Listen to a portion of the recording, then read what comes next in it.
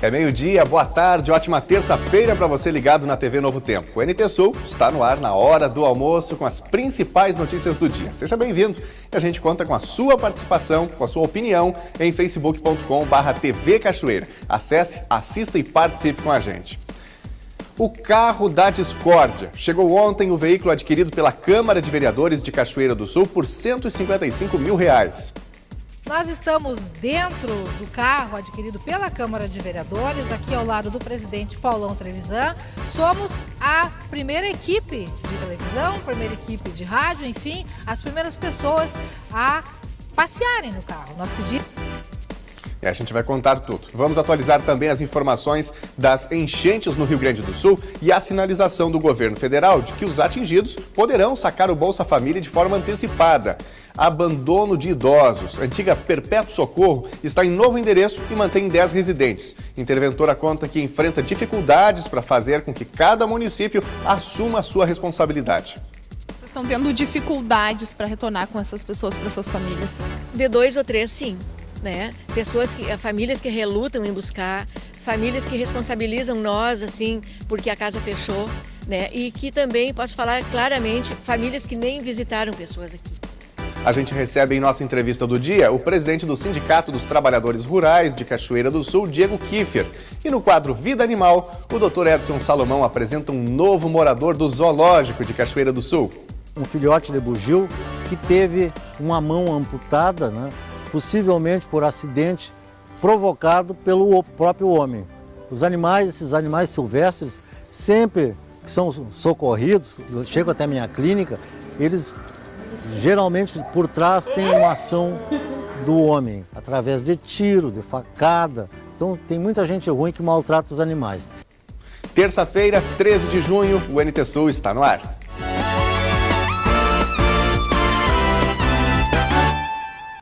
Chegou ontem o novo carro adquirido pela Câmara de Vereadores de Cachoeira do Sul. Com exclusividade, nossa equipe teve acesso a esse veículo. A compra da Mercedes gerou muita discórdia aqui na cidade.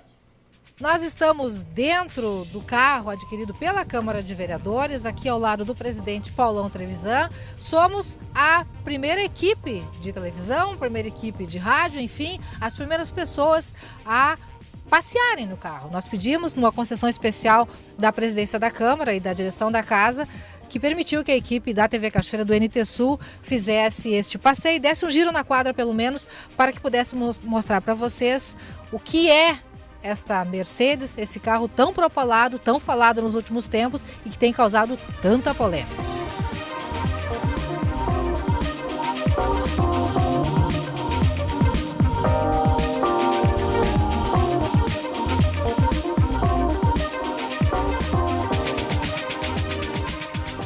E aí, presidente, o carro finalmente chegou, depois de tanta polêmica. Chegou o nosso carro, está aqui, conforme a gente tinha colocado, desde a questão do edital, um carro que tem 3 lugares bem acomodados atrás, 3 aqui ao meio, mais 2 na frente, 2 assentos, são 8 lugares, motor 2.0, um carro simples, não tem nada de sofisticado, mas que com certeza isso aqui vai durar o mínimo uns 10 anos para a Câmara de Vereadores, né? O que vai dar uma economia tranquilamente de 11, 12, 15 mil por ano de mecânica do carro antigo, né? E que vai fazer com que os vereadores, né? E viajem seguro quando for fazer seus cursos, quando a gente for nas nossas câmaras na escola, ou seja, câmara no interior, né? Então, estamos muito felizes, estamos realizados, é isso aí mesmo que a gente queria, né? E você está vendo que não tem nada de luxo, né? Apenas a marca do carro que é muito boa. Por que o senhor acha, então, que deu tanta polêmica? Pois é, eu acho que até pelo fato do desconhecer, né? Do desconhecer, porque se as pessoas realmente tivessem consciência do que aquele nosso carro antigo, que durou 10 anos, né? Que rodou 253 mil quilômetros, né? Ele estava nos dando hoje uma despesa que em 4 anos ultrapassou 30 mil reais de oficina e agora está com o motor fundido, né? E mais outras coisas, vai chegar a 40 mil reais, né? Nada mais justo do que parar de gastar em oficina e adquirir, porque hoje isso aqui hoje é o patrimônio da Câmara, né? Ninguém jogou dinheiro fora, ninguém... Né? Isso aqui é o patrimônio da Câmara, que para 10 anos, no mínimo 10 anos, a Câmara vai ter um carro em condições para poder viajar. Presidente, esse carro tem 3, 6, 8 lugares, né? Motorista mais 7 passageiros. Quando viaja, maravilhoso, vai todo mundo junto. Quando sai em grupo, tudo bem. Mas o carro vai ser o único carro da Câmara de Vereadores. Então, quer dizer, quando um vereador tem que ir no bairro, vai sozinho, também usa esse carro. Aí não se torna antieconômico? Não, porque o outro carro também, ele era para 7 lugares, vamos dizer assim, era 5 mais 2 pequenininhos lá atrás. Esse aqui é só a questão que ele é um pouquinho maior, né? Mas é um carro, em termos de motor, é o mesmo, né? Com certeza vai fazer a mesma quilometragem por litro que faria a outra caminhonete, né? Nas viagens, com certeza, deveria até fazer um pouquinho mais, porque é uma marca do carro já melhor, é mais sofisticada, mais novo, né? Então, assim, não teria problema nenhum, né? Mas nós já estamos pensando, né? Porque tá todo mundo até apaixonado pelo carro, sabe? De nós arrumarmos o nosso carrinho, o velhinho, e deixar para correr nas vilas aqui, entendeu? E quando for viagem com números de 4, 5, 6 vereadores, então vai a Porto Alegre com essa aqui. Uma maneira de racionalizar. Isso, exatamente, é racionalizar.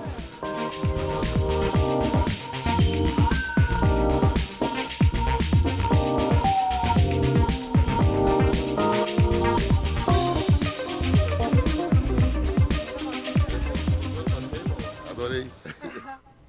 Realmente a compra do carro deu aí muito o que falar na cidade, enquanto o processo de compra da licitação estava em andamento, justamente pelo valor de aquisição do veículo de R$155 mil, e também pelo fato de ser uma Mercedes. O assunto chegou a parar no Ministério Público. No fim, o processo não andou, não ficou constatada nenhuma ilicitude no processo, apenas o valor, né, uma vez que o processo de compra para uma Câmara de Vereadores ou para uma prefeitura é diferente de alguém que vai comprar um veículo numa concessionária, que consegue pechinchar, né, comprar à vista, enfim, arrancar melhores valores. Aí está, portanto, o carro. Ainda muitas opiniões contrárias à compra no nosso site e no Facebook, e você pode se pronunciar. O que você achou da aquisição? facebook.com/TV Cachoeira. Daqui a pouquinho a gente põe a sua opinião no ar aqui também.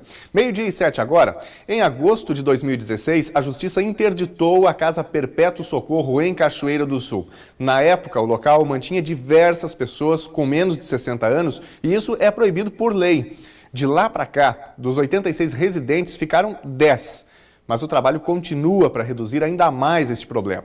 A repórter Gabriela Belo esteve no endereço novo e conta os detalhes sobre o futuro dessas pessoas.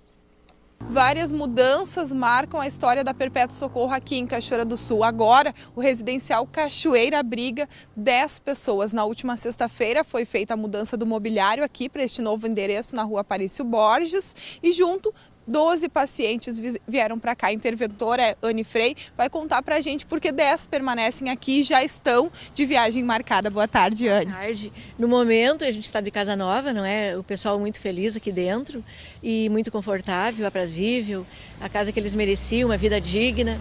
Nós estamos no momento com 10 residentes, sendo que 2, nesta semana, estarão indo para 3 cachoeiras. E assim que passar, a outra semana, mais 2, e a gente vai ficando com 6. Cada município já está bem responsável e sabe que deve buscar os seus residentes aqui. Vocês têm objetivo e têm esse compromisso junto à promotoria do município de terminar com a casa. Desde o início a gente está fazendo esse desinche e fazendo com que cada município assuma a responsabilidade com o seu residente, né, que está na nossa cidade. Sendo que o juiz Afonso e a promotora muito querida apoia o nosso trabalho todo, Maristela Schneider também, já colocou, não é, que o município será multado aquele que não buscar aqui em Cachoeira o seu residente. A gente tem um novo endereço, a gente tem também um novo nome que a gente acaba de anunciar aqui. Por que essa mudança? Por que esse novo nome? É para dar melhores condições? O Residencial Cachoeira, até foi um nome assim, quem batizou foi o nosso secretário da Saúde, o secretário Roger, e que também é muito preocupado, não é, com essa fase de vida e essa carência de casas que assistam pessoas com menos de 60 anos no município. Então a nossa casa hoje, ela deve continuar, porque é um propósito também da promotoria de Cachoeira do Sul, junto à promotora Maristela, que também acha que a nossa cidade deve ter, como tem 22 casas geriátricas, e se a gente está cobrando para que a casa geriátrica não tenha, obedeça, né, que uma pessoa de 60 anos não deva, a menos de 60 anos, estar numa casa geriátrica, com distúrbios mentais também, então que ela tenha acolhimento na nossa cidade. E essa nossa casa, tenho certeza que vai poder assumir esse propósito, que é de dar acolhida a essas pessoas. Tem data para isso acontecer, Anne? Eu acho que agora é uma continuidade, né? A gente está dentro desse processo ainda do Desiste, né? E a gente vai continuando, vai trabalhando em cima dos nomes que ainda estão aqui. Pessoas de longe ainda estão aqui com a gente, pedem todos os dias para retornar, porque eles veem os colegas indo embora, né, os amigos, e eles ainda estão aqui. Então é tudo uma continuidade e os dias vão passando e a gente vai trabalhando isso aí. Vocês estão tendo dificuldades para retornar com essas pessoas para suas famílias? De 2 ou 3, sim. Né? Famílias que relutam em buscar, famílias que responsabilizam nós, assim, porque a casa fechou, né? E que também, posso falar claramente, famílias que nem visitaram pessoas aqui. Então, isso aí está acontecendo, a gente está vivendo isso aí, mas a gente está trabalhando em cima, assim, com muita tranquilidade, porque a gente está vendo, assim, o progresso nos acompanhar. A Anne foi nomeada interventora dessa causa aqui no município desde março. De lá para cá, um trabalho bem longo e de, como você falou, muitos desistes. Sim, e assim a gente não pode deixar de falar também sobre a nossa equipe. É uma equipe abnegada, dedicada, né? Tanto coordenador, psicólogo, enfermeira técnica, enfermeiros, cuidadores, né? Os vigilantes. Então é uma equipe muito boa, assim, que vem junto com a gente. E também esse apoio todo da Secretaria da Saúde, a Secretaria de Trabalho e Ação Social e mais a promotoria e o juizado, que deixa assim, o nosso trabalho mais fácil. Essa equipe é de psicólogos, técnicos em enfermagem que acompanham todos os pacientes no dia a dia. É essa equipe e que agora está perto do fim, né, dos contratos e que vai sofrer um novo processo seletivo. Então a gente está na semana que vem já, creio que com inscrições abertas para esse contrato seletivo e a gente vai ver depois no banco de reserva, né, quais os profissionais que a gente vai ocupar. Quantos profissionais vocês devem contratar e por quanto tempo?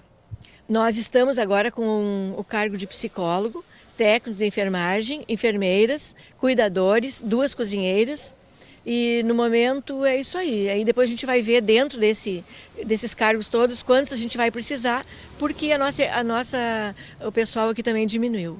Você falou dessa dificuldade com 2 ou 3 pacientes que a família é mais resistente. Risco de que eles não sejam aceitos pela família? A gente sofre assim um pouco porque tu fica gostando tanto das pessoas, né? Tanto os nossos cuidadores também, a gente convive diariamente, faz parte da nossa família já. E assim, ó, eu tenho certeza que vai dar certo, porque a promotora Maristela já está chamando nesta semana uma família de Porto Alegre para assumir o seu familiar e conversar de perto com eles, como vai fazer com outros também. Muito obrigada pelas informações mais uma vez. Certo. Obrigada também. E esse é um trabalho que não pode parar, né? Afinal de contas, Cachoeira do Sul não é um depósito de idosos. O idoso ele é uma responsabilidade da sua família, enfim, ou do poder competente, mas não podem ficar aí simplesmente sem o amparo, sem o contato de alguém da família. Parabéns a todas as autoridades que estão envolvidas nesse processo, que já vem desde o ano passado, mas que aos pouquinhos começa a tomar forma. 12h13 agora, rápidas participações aqui através de facebook.com/TV Cachoeira, muitas pessoas se pronunciando sobre o caso do carro da Câmara de Cachoeira do Sul, não é? Ou simplesmente mandando seus recadinhos aqui em mais uma tarde, em mais um Jornal NT Sul. Mauro Freitas está com a gente, mandando um abraço, desejando uma ótima tarde a todos os amigos. Obrigado, Mauro. O Joelson Rodrigo Severo dizendo que piada sobre a história da compra da Mercedes, não é? O Ivan Cunde também está com a gente, ele está lá em Paraíso do Sul, acompanhando aqui pelo facebook.com/TV Cachoeira, acompanhando a nossa página no Facebook, não é? Dizendo aqui que daria para arrumar muitos quilômetros de ruas, pois é areia e mão de obra, e mais, vão com carro próprio, simples, desnecessário, diz ele que é ostentação a aquisição da Mercedes. Adriana Rodrigues também com a gente, desejando uma ótima tarde, uma ótima terça-feira. Obrigado, viu, Adriana? Obrigado a você que já mandou o seu recadinho, e você também pode dar a sua opinião, participar, interagir com a gente aqui no NT Sul. Bom, a gente fala agora sobre chuvas. Os ministros Hélder Barbalho e Osmar Terra acompanharam o vice-governador do Rio Grande do Sul, José Paulo Cairoli, em uma visita a áreas atingidas pelas chuvas no estado do Rio Grande do Sul. A Terra afirmou que os atingidos pelas cheias poderão sacar o Bolsa Família de forma antecipada até o final desse mês. Tudo que é possível fazer no curto espaço, nós estamos fazendo. Que é atendimento às pessoas, é aquela área social, alimentação, cobertor, colchão, telha, isso tudo. A preocupação nossa é outra agora. Como vão fazer para resolver o problema permanente, que é deslocar essas casas no Ribeirinho, que é tanto aqui como Itaqui, como São Borja e como todos os outros locais. Isso é um problema que tem que ser mais trabalhado e aqui o Uruguaiana já tem isso resolvido. Tivemos a oportunidade de verificar as cheias, o volume da água do Rio Uruguai, a preocupação com as áreas e regiões alagadas e reafirmando para as autoridades locais, para os prefeitos, no sentido de estarmos irmanados na solução a mais rápida possível do restabelecimento, trazer a normalidade para as famílias atingidas e colaborar com a reconstrução das áreas que sofreram danos mais acentuados. Nós estamos diante da situação, esses municípios que já tiveram emergência homologada aqui no estado, nós já vamos procurar antecipar o pagamento do Bolsa Família. Essa população mais vulnerável é a que sofre mais, os mais pobres, os indígenas, os quilombolas, esses nós vamos dar um tratamento preferencial antecipando o Bolsa Família e até havendo em determinados casos a questão de cestas de alimentos para eles, né? Todos esses municípios, os 90 municípios que já foram homologados pela Defesa Civil Estadual. E a gente segue acompanhando para saber se Cachoeira do Sul também será contemplada, tão logo tenha um retorno, enfim, um posicionamento oficial do governo sobre essa questão do Bolsa Família, que já foi, inclusive, motivo de questionamento por alguns telespectadores aqui no NT Sul. Bom, Cachoeira do Sul foi um dos municípios contemplados com o programa Estação da Juventude do governo federal, você deve lembrar. Inicialmente, o trabalho aconteceu no antigo Bar América, mas desde janeiro desse ano, o grupo foi convidado pela primeira-dama, Jussara Gnatti, a ocupar o espaço da Feira Livre. O problema é que as atividades que deveriam encerrar no próximo dia 30 não acontecem há cerca de uma semana. Na sala onde funcionava o Estação Juventude, desde que o prefeito Sérgio Gnatti assumiu a Prefeitura de Cachoeira do Sul, parte do mobiliário. O local agora é sede da coordenação da Feira Livre. O programa Estação Juventude, segundo a assistente, oferecia diversos serviços para promover a inclusão e emancipação dos jovens. Ela garante que o governo federal espalhou os espaços pelo Brasil para ampliar o acesso dos jovens às políticas públicas. Eu fico lamentando pela juventude, né, que teve o seu espaço, que ficou sem espaço na cidade de Cachoeira do Sul por agora, né? Então eu lamento muito, porque era uma política que funcionava, ela tinha sua importância na cidade, mas eu acredito que a prefeitura vai fazer um bom uso desse espaço também, né? E ela é ela quem decide o que vai ser feito com os espaços públicos. Tu foste desligada recentemente, ainda não assinou o contrato que tinha previsão de acabar só no final deste mês. O que tu acredita? O que foi o ponto principal? Qual o motivo? Eu acho que a prefeitura passa por esse processo de não ter espaços físicos para algumas coisas e talvez precise usar esse espaço para outra coisa que ela acredita ser mais importante para esse momento. No portal da transparência, o total do convênio entre o órgão e o município. Valor que ultrapassa os R$200 mil. O valor foi liberado em julho de 2014, destinado à implantação e implementação do programa. A estação foi um projeto do governo federal que tinha tempo de duração de 2 anos. Como que foi esse trabalho durante esse período? Eu acho que foi muito satisfatório, né? Eu quero fazer um agradecimento à ex-vice-prefeita Mariana Carlos, a Lu Canto, que foi coordenadora de juventude, por terem encabeçado esse projeto, né? Eu acho que tanto eu quanto a Celina, isso aqui não era um trabalho para a gente, era um projeto no qual a gente acreditava muito e a gente desenvolveu muitas atividades bacanas durante esse período, né? A gente tinha uma ação específica, que era uma coisa que tinha que ser desenvolvida, né? Que a gente tem que prestar conta para o governo federal, que eram os ciclos de cinema, né? Então, todo ano de 2016, a gente fez vários ciclos de cinema, lá no Espaço Cultural Orelhinha, né? Cada mês a gente pensava numa temática com referência ao mês e elaborava 4 filmes específicos para essa temática, né? Além disso, a gente desenvolveu várias outras atividades, como tinha oficina de espanhol, tinha aulas de capoeira, teve um curso de fotografia, teve um curso de leitura e escrita em braille, teve uma parceria com o Senai, tinha um projeto de hip hop, foi tanta coisa que foi construída durante esses 2 anos, que eu me sinto muito satisfeita, e eu tenho certeza que a Celina também, com o trabalho que a gente desenvolveu aqui na cidade de Cachoeira do Sul. Trabalho que acabou envolvendo 150 jovens. A gente tem um cadastro de cerca de 150 jovens, mas eu tenho certeza absoluta de que a gente conseguiu agregar muito mais jovens durante esse período de 2 anos. Tentamos contato por diversas vezes com a coordenadora da Juventude, Laura Seibel, mas não fomos atendidos.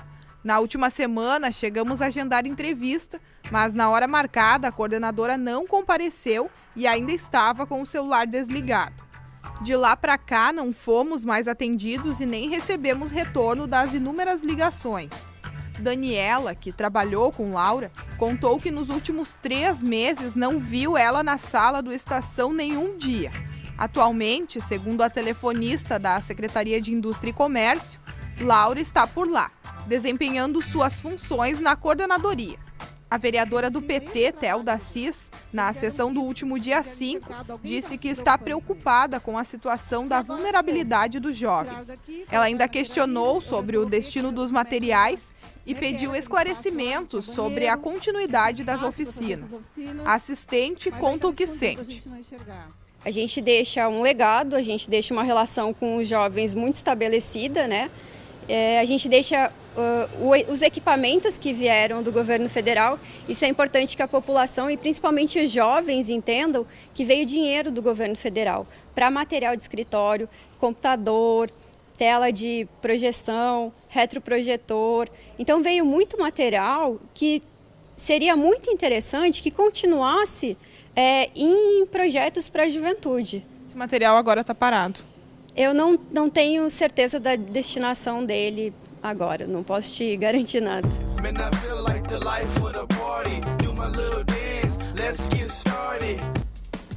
Recurso público, não é, que está sendo desperdiçado se termina não sendo usado, né? Todo o trabalho que já foi desenvolvido com a juventude, a gente vai seguir acompanhando, evidentemente, para saber o desfecho dessa questão. Foram alguns milhares de reais investidos na Estação da Juventude aqui em Cachoeira do Sul. Agora, 12h22, pelo horário de Brasília, você de casa interage, participa com a gente, manda o seu recadinho. Conosco a Luciana Machado Santos, desejando uma boa tarde para você também, Luciana. Juarez Leite passando por aqui, desejando um abraço, mandando um abraço para todos.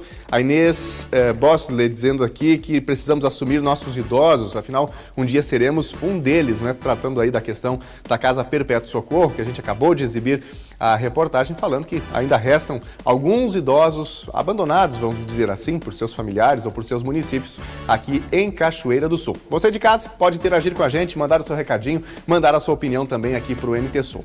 E depois do intervalo, aqui no NT Sul, nós vamos falar sobre os anúncios de novos presídios para o Rio Grande do Sul. E a crise política brasileira, que se agrava a cada dia, tem consequências no dia a dia. O desemprego aumenta no Rio Grande do Sul. No comentário de Júlio Mafuz, a absolvição da chapa Dilma Temer e o aumento da sensação de impunidade no Brasil. E ainda hoje você vai conhecer mais um novo morador do zoológico de Cachoeira do Sul. O espaço vem sendo melhorado e serve para cuidar de animais que não podem ser devolvidos à natureza. Um filhote de bugio que teve uma mão amputada, né, possivelmente por acidente provocado pelo próprio homem. Esses animais silvestres, sempre que são socorridos, chegam até a minha clínica, eles geralmente por trás têm uma ação do homem, através de tiro, de facada. Então tem muita gente ruim que maltrata os animais.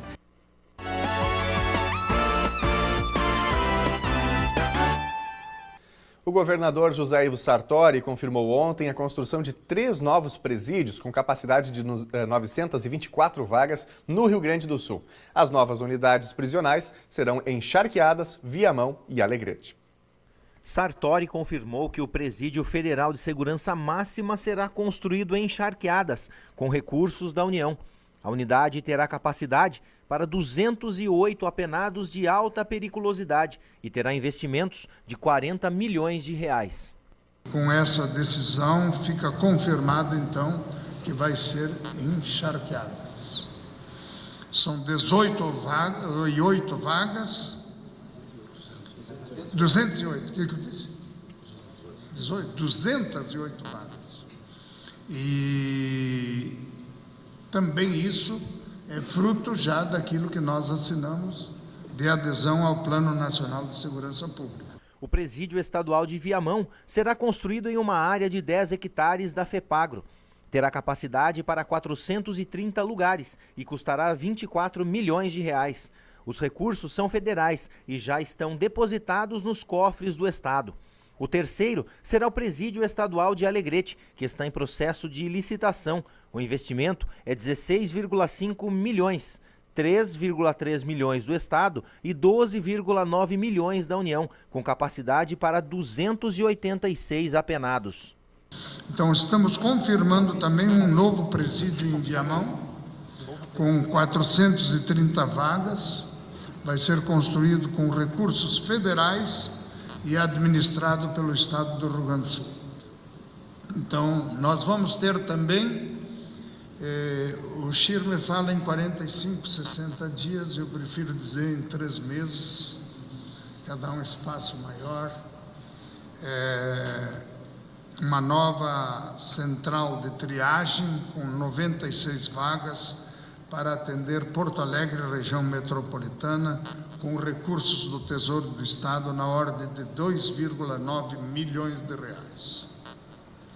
Também estamos anunciando a construção da cadeia pública masculina de Alegrete, com um investimento de 16,2 milhões, 3,3 milhões do Estado e 12,9 milhões da União.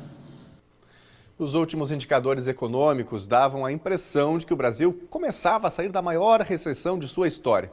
Essas últimas delações da Operação Lava Jato jogaram por terra a esperança de recuperação. E os reflexos mais perversos da crise política se revelam em números desalentadores. O desemprego não para de crescer no país. Somente na região metropolitana de Porto Alegre, são mais de 200 mil pessoas sem uma ocupação formal. A Pesquisa Nacional por Amostra de Domicílios do IBGE, a PNAD, aponta aumento do desemprego no país. A taxa de desocupação está em 13,7%. São 14 milhões de pessoas desempregadas. É o equivalente à soma de toda a população da Bélgica e do Uruguai. A PED, a Pesquisa de Emprego e Desemprego, feita em Porto Alegre e região metropolitana pela FEE, a Fundação Estadual de Economia e Estatística, também mostra aumento no desemprego, de 10,8% em março para 11,3% em abril. No período de um mês, 34 mil pessoas perderam o emprego. O número estimado de desempregados na região já chega a 203 mil pessoas. E com o aumento do desemprego, a busca por uma vaga fica ainda mais acirrada. O vigilante Jairo Reis perdeu o emprego há 6 meses. Todo esse tempo ele busca nova colocação. Ele diz que o número de candidatos tem aumentado e o número de vagas diminuído. As empresas também estão fazendo uma seleção bem peneirada agora, né? A gente manda currículo e antigamente mandava, na semana chamava, né? Agora não manda e está demorando, não chama, então é feita uma grande seleção, né? Kelly Mota está fora do mercado de trabalho há 7 meses. Sua área é administrativa, mas aceita qualquer outro trabalho. Com certeza estou pegando para qualquer auxiliar de produção, qualquer coisa, porque não está fácil. A economista da FEE, Iracema Castelo Branco, diz que a procura pelo emprego deve ficar ainda mais acirrada. Para que a gente possa gerar emprego e reduzir, portanto, as taxas de desemprego, isso se deve a um processo de crescimento, né, econômico. A gente precisa voltar a ter investimento, seja ele público ou privado, e precisa voltar a uma dinâmica da economia, algo que não parece estar, né, à vista nesse curto prazo. A pesquisa da FEE também mostra que o setor que mais demitiu foi a indústria. E nesse ramo, os postos fechados foram justamente os com carteira assinada. Já o setor que contratou foi o de serviços, onde vagas são para autônomos e empregados domésticos, com vínculos frágeis e sem garantias trabalhistas. E na última semana, a expectativa dos brasileiros de que a justiça seria feita, de que a corrupção que envolveu a chapa Dilma Temer seria suficiente para caçar essa chapa no Tribunal Superior Eleitoral, não se confirmou.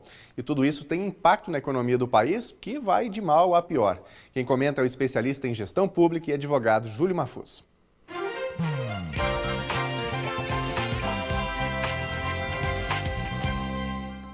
Olá, boa tarde. Na semana que passou, tivemos um julgamento no Tribunal Superior Eleitoral acerca da cassação da chapa Dilma Temer. Durante toda a semana, muitas pessoas acompanharam o desenrolar desse julgamento e perceberam que os tribunais, de alguma forma, também refletem um pouco daquilo que acontece na sociedade. Ele não está imune às questões que acontecem no cotidiano comum das pessoas. Todo mundo esperava que a chapa Dilma Temer fosse cassada. Todos. Algumas exceções, no entanto, existiam.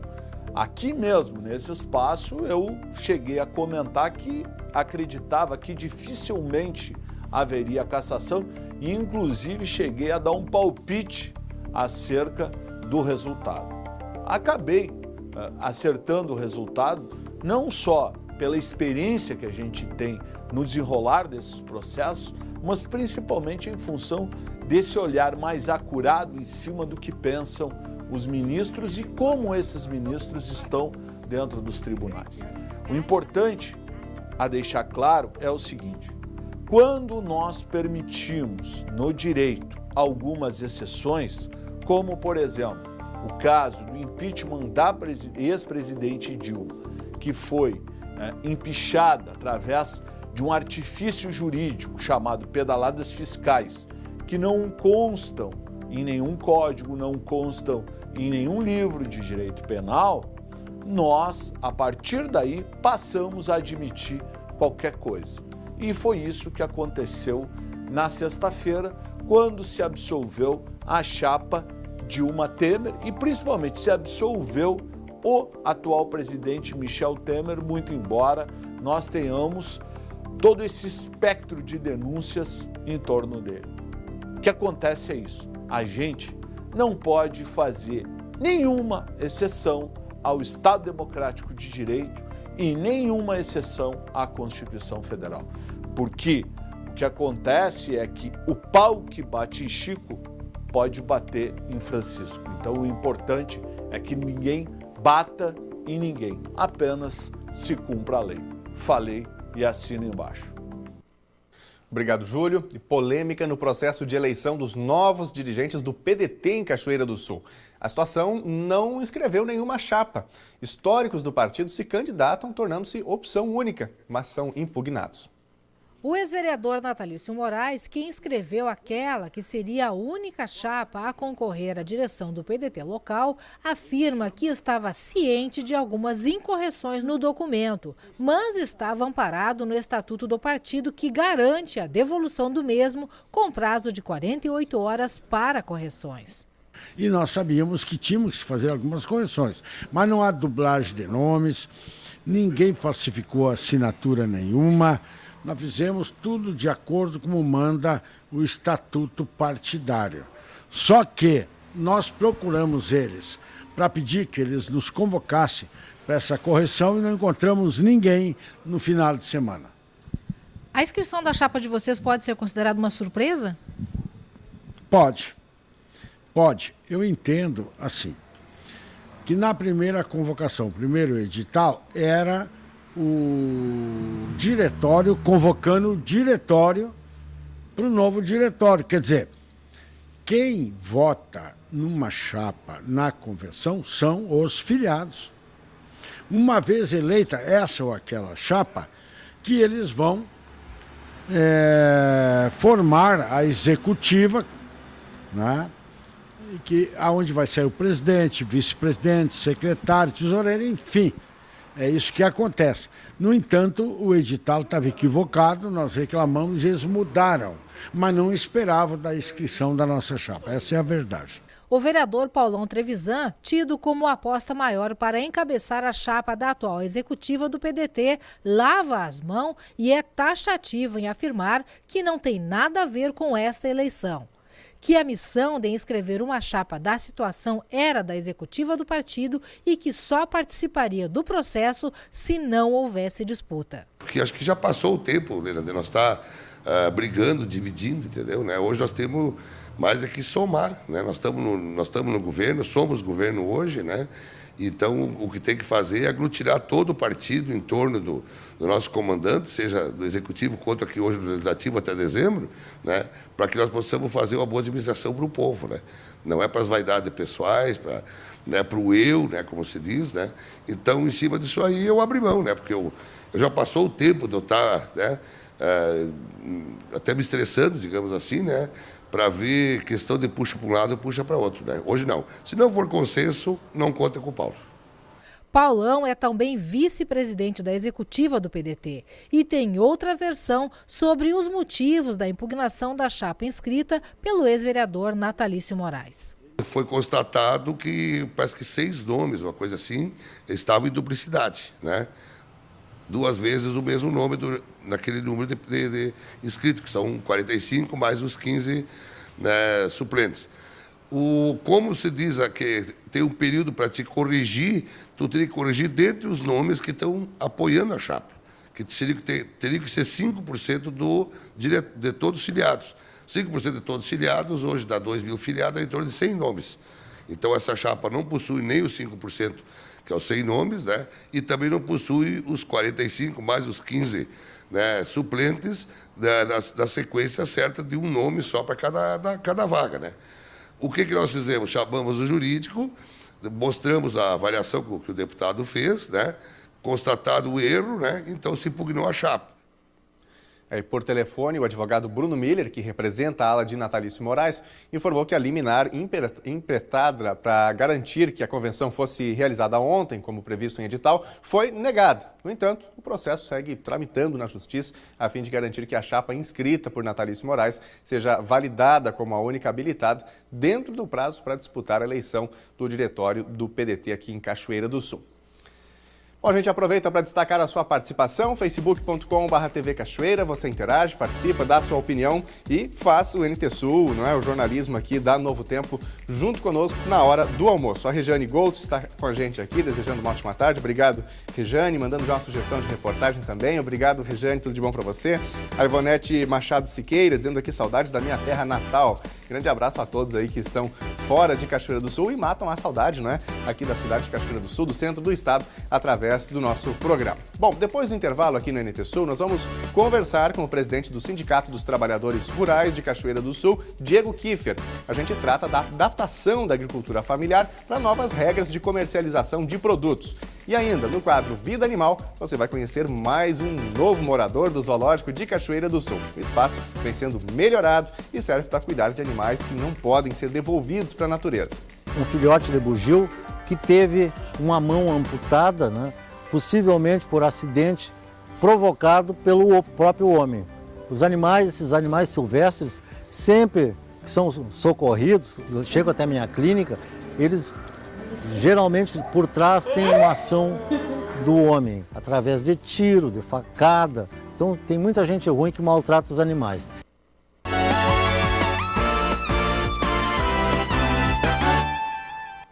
O NT Sul já está de volta e nós vamos à previsão do tempo. O dia começou com nevoeiro em Cachoeira do Sul e ficou assim quase até o fim da manhã. Vamos à previsão para Cachoeira do Sul e para todo o estado do Rio Grande do Sul.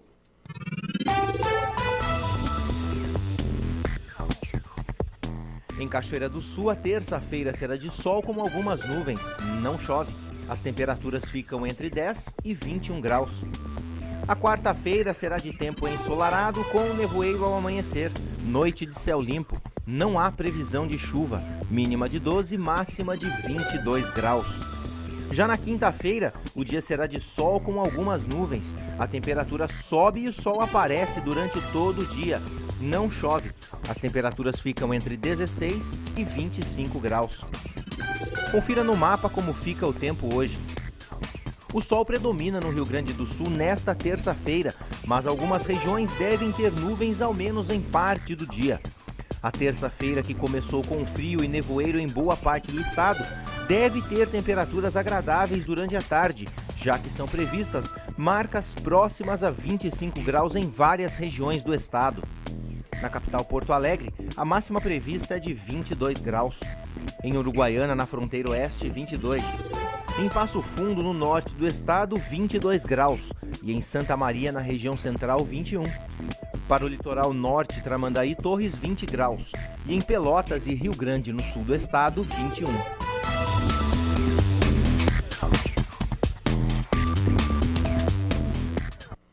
E a gente mostra agora mais um morador do Zoológico de Cachoeira do Sul. O espaço vem sendo revitalizado e serve para a readaptação de animais à natureza. Quem apresenta é o médico veterinário Edson Salomão.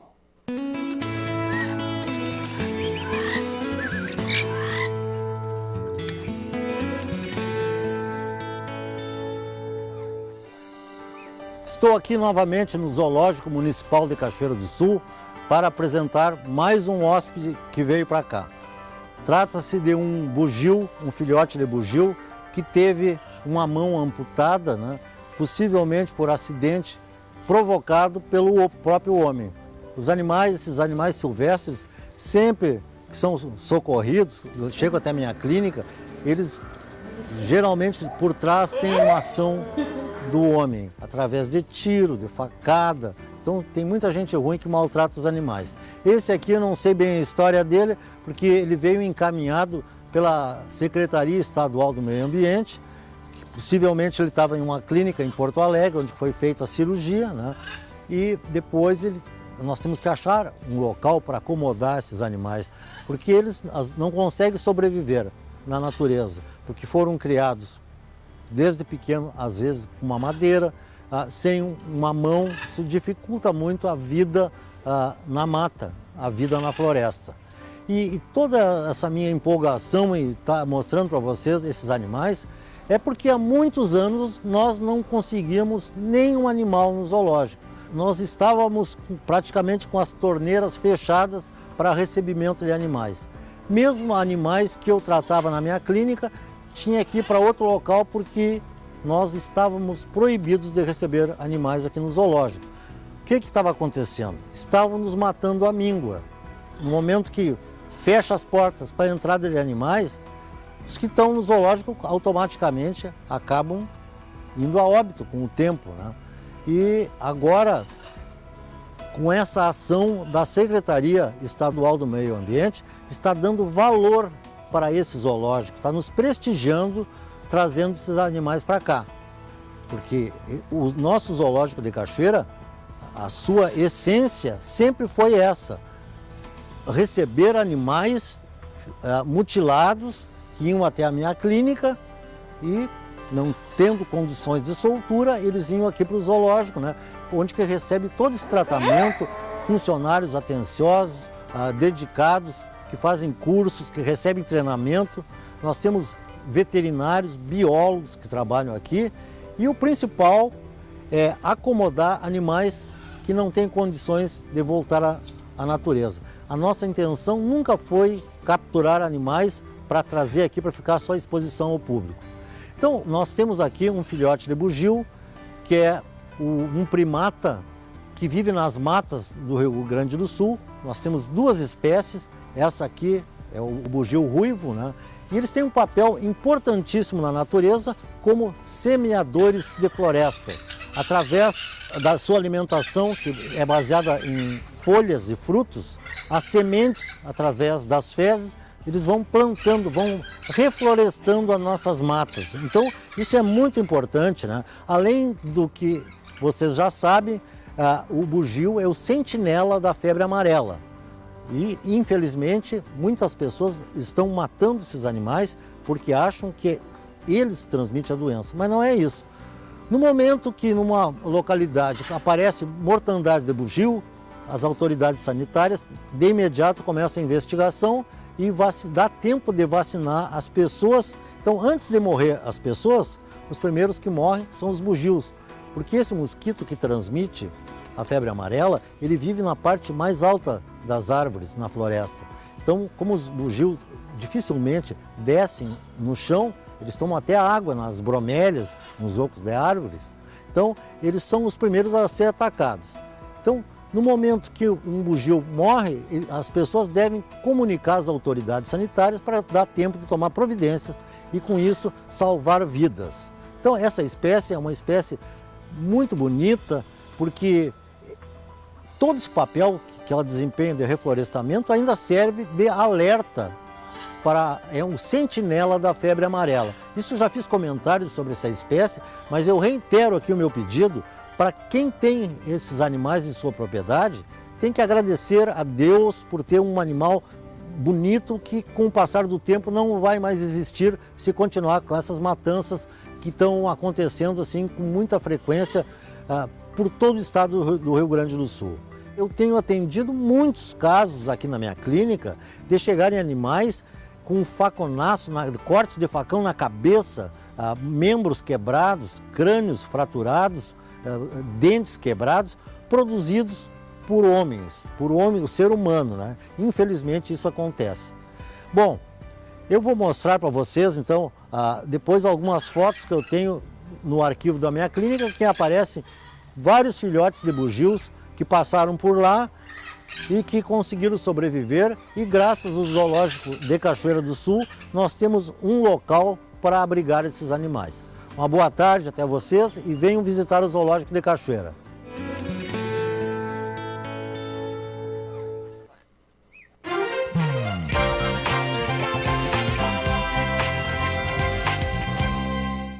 A gente conversa agora aqui no NT Sul com o Diego Kiefer, ele que é presidente do Sindicato dos Trabalhadores Rurais de Cachoeira do Sul. Diego, boa tarde, obrigado pela presença com a gente aqui no NT Sul. Boa tarde, Daniel, é sempre um prazer estar conversando aqui com vocês da TV Cachoeira. Prazer recebê-lo. Bom, e o assunto agricultura familiar é sempre também muito pertinente, muito importante para Cachoeira do Sul, afinal são milhares de famílias, né, que vivem através desse modo, da pequena propriedade. Diego, um assunto que ele ganhou uma repercussão muito grande nos últimos dias, especialmente aqui em Cachoeira do Sul, e veio mais ou menos naquela mesma época da fiscalização aos açougues, as fiscalizações às agroindústrias. São assuntos totalmente distintos, não tem nada a ver uma coisa com a outra, né? Mas a fiscalização veio no mesmo período, então houve muita confusão também sobre este assunto. Explica para a gente como é que está funcionando esse aspecto das fiscalizações que aconteceram às agroindústrias, como esses produtores estão se adaptando à legislação que está em vigor. Bom, Daniel, o nosso município ele possui, né, um sistema de inspeção municipal, que é um serviço de inspeção sanitária para fiscalizar e acompanhar a fabricação e beneficiamento de todos os produtos, seja de origem vegetal ou de origem animal. Né? Os agricultores que possuem agroindústrias, eles devem fazer uma adesão a esse sistema de inspeção para receber as fiscalizações. O município, por muito tempo, veio fortalecendo esse serviço de inspeção, fortalecendo o serviço de inspeção municipal. Nós, do Sindicato dos Trabalhadores Rurais, nós viemos acompanhando o fortalecimento desse serviço. E aconteceu que do início do ano para cá, esse serviço de inspeção, ele se fragilizou, o que ocasionou aí uma série de denúncias, que a gente não sabe de onde partiram, mas enfim, ocasionaram denúncias do município não estar fiscalizando. E o Ministério Público então veio com a força-tarefa de segurança e saúde alimentar e em vários setores. E um dos setores foram nas agroindústrias denunciadas aí, o que gerou um certo alvoroço comunitário em função da abordagem da fiscalização pelo Ministério Público. Então agora nós estamos acompanhando esse processo. Depois dessa força-tarefa do Ministério Público, o município então está retornando às atividades de fiscalização. E a nossa pauta do Sindicato dos Trabalhadores Rurais nesse processo é que o município dê condições, né, de suporte às agroindústrias para que elas consigam estar 100%, para que o processo de fiscalização não tragam a elas dificuldades. Né? Nós temos que, o município também tem que dar condições para que as pessoas que vão ser fiscalizadas, quando forem fiscalizadas, estejam aí de acordo com as exigências que vão ser exigidas aí pela fiscalização. Alguns municípios do estado do Rio Grande do Sul que investiram que modificaram o sistema de gestão pública, investiram em ações mais específicas do desenvolvimento rural, tiveram grande êxito econômico nos municípios, né? A maioria dos municípios pequenos, que a gente tem conhecimento. Então, são exemplos que a gente pode estar seguindo aí, né? Para fazer alguma ação mais bem elaborada para o desenvolvimento rural. Diego, como é que você vê a mobilização dos agricultores hoje na cidade? Porque, mais do que nunca, isso é necessário justamente para se brigar por uma política pública, por mais recursos, pela estrutura, independentemente de estradas ou de outro tipo, né?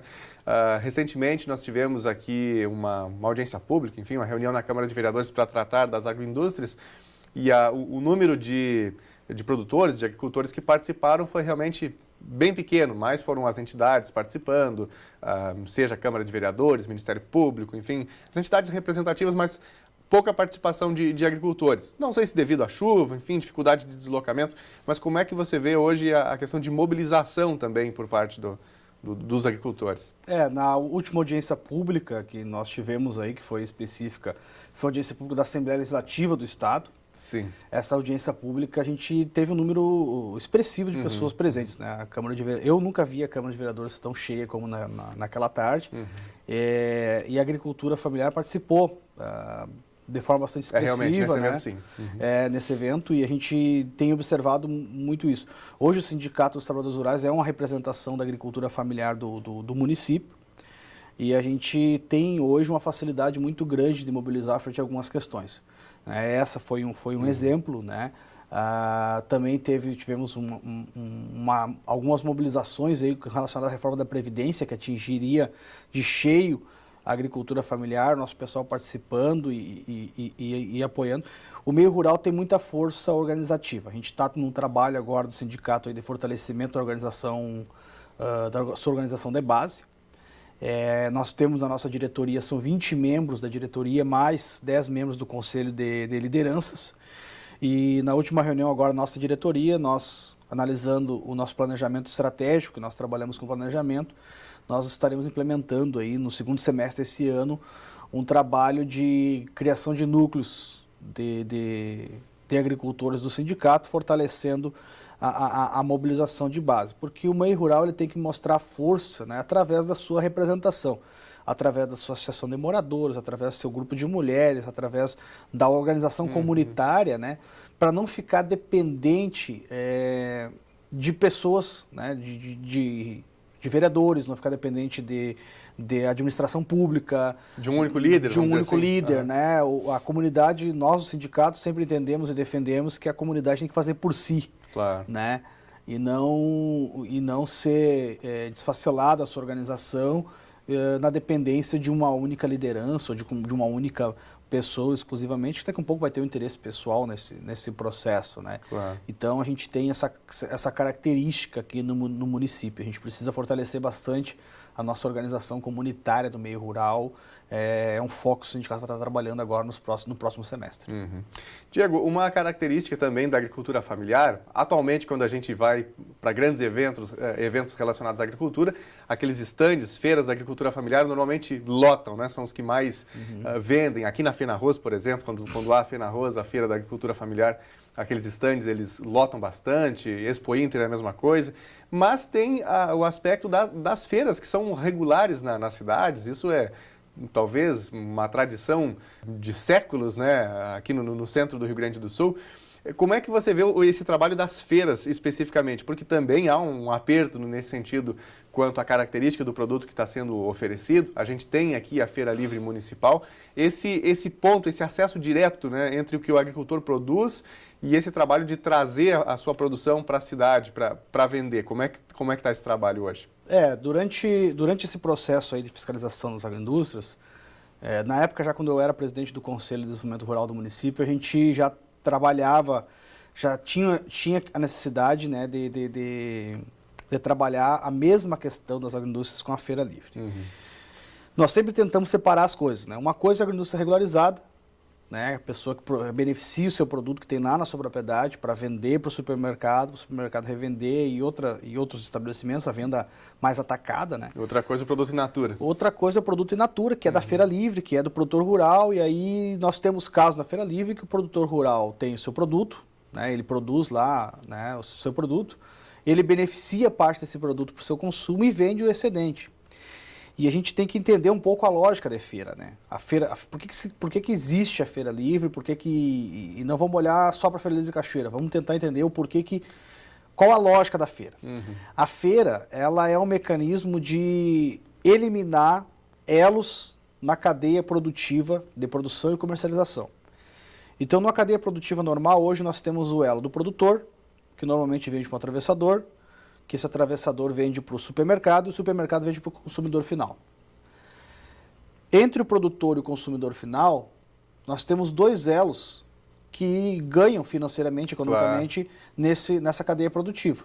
Nós temos o atravessador e temos o supermercado.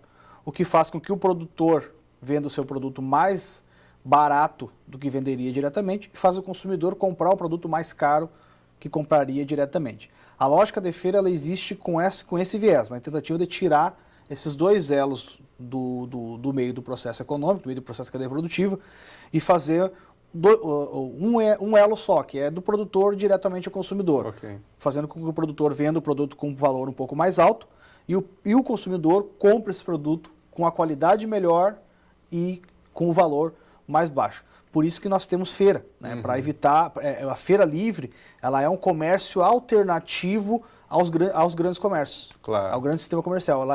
Ela é uma ação de fortalecimento de uma cadeia produtiva específica. No caso da nossa feira livre municipal, nós temos muitos produtos, né, que são feitos em casa, né, conservas, enfim, beneficiamentos são feitos em casa, que o produtor traz direto para o consumidor. A legislação, e aí nós temos que compreender qual legislação, né, que são muitas, mas a legislação ela trata de uma forma bastante dura, né, os pequenos produtores aos grandes. Isso acontece com as agroindústrias também. A agroindústria de pequeno porte tem a mesma exigência de uma de grande porte. Nós tínhamos um abatedor de frangos em Cachoeira, só para dar um parênteses, dar um exemplo, que a exigência legal que exigia-se para ele era a mesma exigência que a Sadia tinha que cumprir. Então, frigorífico imenso, né? Então não tem viabilidade essa comparação legal. Porém, a gente tem algumas instruções normativas do Ministério da Agricultura, nós temos algumas regulamentações que tratam dessas questões, só que não são leis, são instruções normativas. Então, lei é superior à instrução normativa, né? E o que o sindicato, o que nós estamos trabalhando nesse processo? Nós, como somos uma rede de organizações, o sindicato, junto com o sindicato a nível do Estado, nós temos aí mais de 300 dos sindicatos ligados à Federação dos Trabalhadores na Agricultura Familiar, a FETAG. Então, a nível do Estado, a gente está trabalhando uma regulamentação legal de algumas instruções normativas que tratam especificamente dessa venda de produto beneficiado do produtor direto ao consumidor, que é o nosso caso. E a nível federal também, nós temos a nossa Confederação Nacional dos Trabalhadores da Agricultura Familiar, a CONTAG, e que via CONTAG agora nós levamos o problema aqui de Cachoeira para a CONTAG, é uma realidade de todo o Brasil. Então já se tem um trabalho, inclusive dentro da Câmara dos Deputados, já tem um projeto de lei que já foi aprovado, uma comissão especial já no Senado, quase ali para sair, que regulamenta um pouco sobre essa questão da agricultura familiar, mais especificamente das agroindústrias de pequeno porte e do comércio em feiras locais. 2 alertas rápidos: cadastramento ambiental rural e vacinação da febre aftosa. Cadastro ambiental rural se encerra neste ano o prazo para todo proprietário de imóvel rural fazer o cadastro obrigatório do Ministério do Meio Ambiente, né, o cadastro ambiental rural.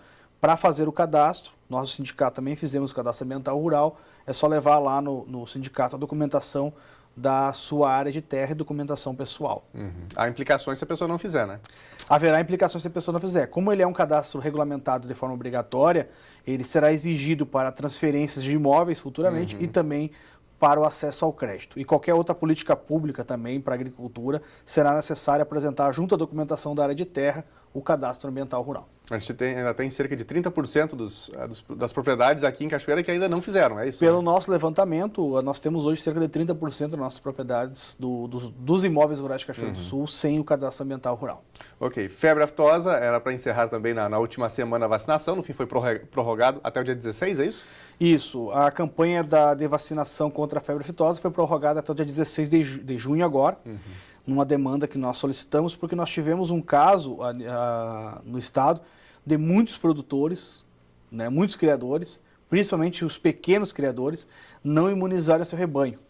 Então, a Inspetoria Veterinária das regiões tem os dados da quantidade de rebanho dos seus municípios, e aí a quantidade de nota apresentada não fecha a quantidade de rebanho, ou seja, falta muito para vacinar.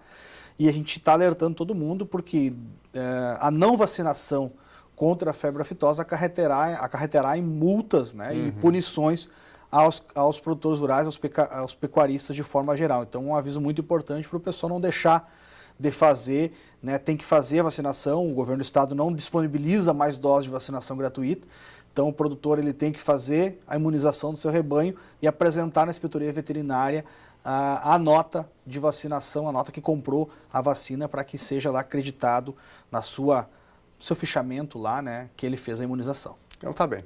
Conversamos aqui no NT Sul com o Diego Kiefer, presidente do Sindicato dos Trabalhadores Rurais de Cachoeira do Sul, trazendo esclarecimentos importantes, né, sobre os assuntos que estão mais em evidência relacionados ao campo, à produção alimentar, seja através de agroindústria, mas enfim, o trabalho da agricultura familiar de maneira geral. Diego, muito obrigado pelas informações, sucesso a você aí, todo o trabalho que o sindicato realiza no nosso município. Obrigado, Daniel. Obrigado à equipe do NT Sul, que é bastante ouvido, bastante assistido no interior de Cachoeira do Sul, né? Obrigado pelo convite. Nós que agradecemos pela presença.